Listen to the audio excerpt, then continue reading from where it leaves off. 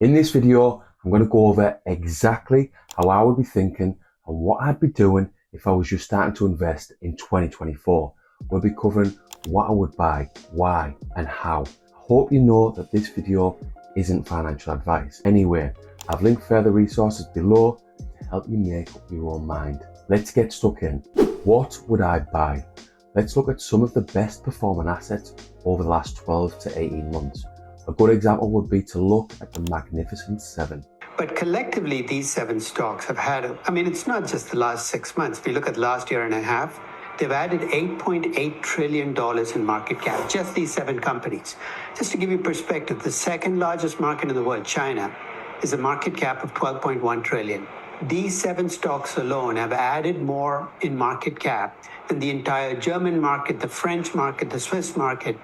And these stocks are Nvidia, Meta, Tesla, Amazon, Alphabet, or Google as it's known to most of us, Microsoft, Apple. So an example of what you could have done last year would have been just to invest into the Magnificent Seven. This would have seriously outperformed the S&P 500.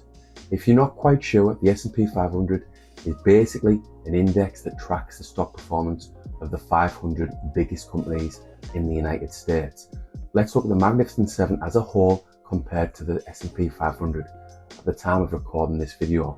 Collectively, the Magnificent Seven stocks are up about 57% in the past year, as of market close on June the 27th, 2024, and that's double the 25% return of the S&P 500. So it's obvious what you should do. You go with the big boys. But the risk here is that you're getting into individual stock territory. And from my experience, this is dangerous. Let me take it back to 2010 and 2011, my first experience of investing in the stock market. I was working offshore and everyone was talking about how a few of the lads had made hundreds of thousands of pounds on oil exploration stocks. I wanted in badly. FOMO kicked in badly. Long story short, over the course of the next 12 months, I lost all of our life savings. It wasn't a huge amount, it was £8,000, but it was everything to me and my future wife. This was a painful lesson to learn, and I don't want any investor to go through what I went through back in 2011. Just to drive this point home, I want you to look at the top 10 global companies over a 20-year period. Look at 2019. 5 of the Magnificent Seven are in that list, and that's Microsoft, Amazon, Apple, Alphabet, and Facebook. 10 years earlier, in 2009, only 1 out of the Magnificent Seven made the top 10. This shows that the biggest companies in America and the world changes quite regularly. I'm going to be investing for the next 20 years. More of that later in the video. And I have no clue who's going to be the biggest companies in the next 5 weeks, never mind the next 5, 10, or even 20 years. I have a strong feeling the big winners are going to be tech companies, AI companies, and companies that have something to do with crypto and blockchain technology. But I don't know which ones. And if I try and pick individual stocks as my main strategy, I could well miss out on the next big thing. I like to keep things simple.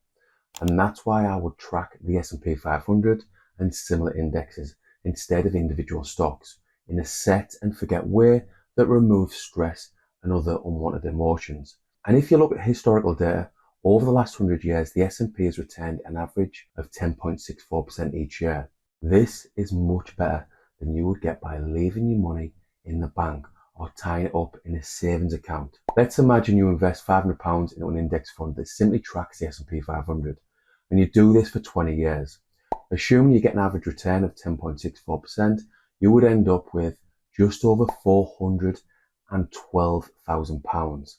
Imagine you've done this at 20 and had over £400,000 behind you at 40 odd. So if I started now as a 41-year-old, I would have well over £400,000 in my early 60s. So this is my reasoning behind why my main investing strategy is to invest in low-cost index funds. I do like to go with some higher risk investments, but this is a relatively small proportion of my overall portfolio. Even Warren Buffett, known for being one of the best investors of all time, recommends low-cost index funds for beginners or novice investors. An index, by the way, is just a list of companies, and an index fund is a pot of money that buys those businesses on that list. By the way, if you are a total beginner, I would consider taking some notes so the information really sinks in. So what index fund should you buy and why? Well, I can't tell you what you should buy, but I'll tell you the index fund that I invest into. So there are index funds that do all sorts of things, like the S&P 500 that tracks the top 500 companies in the United States, as I've mentioned. You've got the FTSE 100 here in the UK that tracks the top performing companies in the UK, the top 100. You have index funds that track the world without the United States or without the UK. Like picking individual stocks, I wouldn't personally go too narrow with your index fund. Let me explain. For the last 80 odd years, really since the Bretton Woods Agreement, the US dollar has been the global reserve currency. So just tracking the S&P 500 would have got you really good returns. But what if you go with the S&P 500 over the next 20 years, and in 5 years' time, the yen becomes the global reserve currency? Your index fund might suffer and not perform as well as it did in previous years. Just something for you to consider, for you to think about. This is some of the reasoning for me choosing the Vanguard Life Strategy 100% Equity Fund. The main reasons for this particular fund is the low costs and the fact that it is globally diversified. It's seriously diversified as it contains just under 7,000 holdings or companies. At this point, I want to nudge you towards one of my favourite investing books that convinced me on the merits of index investing when I first read it back in 2019. That book is The Little Book of Common Sense Investing by John C. Bogle. Bogle makes a convincing case for us investors to go with low-cost index funds instead of mutual funds or individual stocks. His argument is that common sense suggests that investors will fall flat on their faces if they try to beat the stock market. Bogle's logic is sound. He has plenty of data to support his case, and he has the backing of a number of the investing world's heavy hitters. He cites Benjamin Graham and Warren Buffett as supporters of index investing as the only way to guarantee your fair share of stock market returns. So far we've covered what to buy and why. Now I want to finish up with the how, exactly how you can invest into an index fund. Before I buy the fund, I need an account to put it in, and I want that account to be tax efficient. That protects me from the tax man. In the UK, this is typically a SIP, self-invested personal pension, or an ISA, individual savings account. There are benefits to both, but I prefer an ISA as you can access your funds pretty much any time. There's more flexibility. But with a SIP, you can't access your money until your late 50s. So I go with a stocks and shares ISA. The main thing is to shelter your investments from tax. You can currently invest up to £20,000 in a UK ISA per year. So if you're fortunate enough to have this sort of spare money, it might be a good idea to max out your ISA. Now we need to choose a suitable platform. I use quite a few, including Vanguard, Hargreaves and Lansdown and AJ Bell, but my preference is Vanguard, based on the low costs and ease of use of the platform. Here is a step-by-step guide on how to buy index funds using a platform. 1. The first step is to decide on a suitable platform. One of the ways to do this is by going on a site like Money Saving Expert and comparing various platforms like Vanguard or Hargreaves and Lansdown. 2. Then you need to open a brokerage account with Vanguard or another similar investment platform. You're going to need to provide personal identification information and fund and source information. 3. Choose your index funds. Vanguard and the others offer a variety of index funds to choose from, each of which may vary in their fees and performance. Before making a decision, research each fund's historical performance and management style. 4. Place your order. Once you have identified your preferred index funds, it's time to place your buy order. You're going to need to specify how many shares you want to purchase. Basically, how much you're going to invest each month, how much you can afford. 5. Finally, you're going to go on and monitor your investment. After purchasing your index fund, it's important to monitor them regularly to ensure they align with your investment goals. Keep an eye on the fund's performance, fees, and any changes to its holdings. Once you understand index investing, you only need to do this really once or twice a year. Then it's all about set and forget. The main point of this video for me is to demonstrate the benefits of low-cost index funds. From what I've read, and we're talking over 200 investing books since 2019, and from my experience, index investing is a safe way to start investing in the stock market and is ideal for beginners. No matter what age you are, it's never too late.